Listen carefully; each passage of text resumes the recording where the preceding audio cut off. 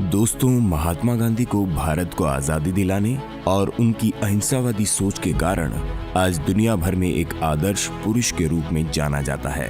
पर आपको जानकर हैरत होगी कि गांधी जी के जीवन से जुड़ा एक ऐसा पहलू भी है जिसका जिक्र इतिहास के पन्नों में तो बखूबी किया गया है, लेकिन उसके बारे में कोई भी बात तक नहीं करना चाहता। गांधी जी के जीवन का ये पहलू है उनके द्वारा आश्रम में महिलाओं पर किए गए अश्लील प्रयोग। गांधी जी ने सन 1906 के दौरान 38 वर्ष की उम्र में ब्रह्मचर्य धारण कर लिया था। बता दें कि किसी भी व्यक्ति को ब्रह्मचर्य धारण करने के बाद हर प्रकार के शारीरिक संबंध और काम भावना से दूर एक आध्यात्मिक जीवन का पालन करना होता है। तो ऐसे में गांधी जी को भी यही करना था। अब वो किसी भी महिला से संबंध नहीं बना सकते थे। इन सब के चलते उनके व्यवहार में भारी परिवर्तन आने लगा।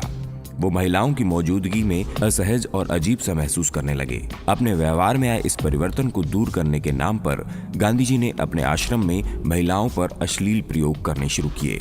वो नग्न महिलाओं से अपने शरीर की मालिश करवाते और उन्हीं के साथ पूरी रात नंगे होकर सोते।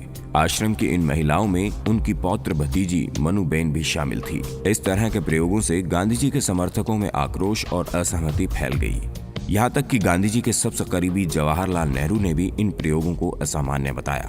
ब्रह्मचर्य धारण करने के तकरीबन 1 साल बाद गांधी जी ने अपने अखबार इंडियन ओपिनियन में लिखा कि यह हर नौजवान भारतीय का कर्तव्य है कि वो शादी न करे, और अगर किसी कारणवश उसे शादी करनी भी पड़े तो कम से कम अपनी पत्नी के साथ शारीरिक संबंध न बनाए। आगे चलकर गांधी जी ने ऐसे कई आश्रमों की स्थापना की जहां वे इस तरह के प्रयोग करने लगे।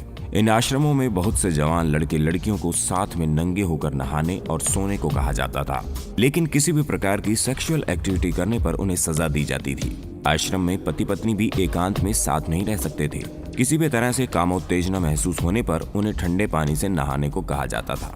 ये सब देखकर गांधी जी के सेक्रेटरी निर्मल कुमार बोस ने उन्हें समझाया कि जब तक जनता आपकी इस नई विचारधारा को ठीक से समझ नहीं लेती, तब तक आपको अपनी पौत्र भतीजी मनुबेन के साथ बिस्तर साझा नहीं करना चाहिए, वरना जनता आपको गलत समझेगी। वल्लभ भाई पटेल ने गांधी जी के मुंह पर कह डाला कि आप जो कर रहे हैं वो अधर्म है।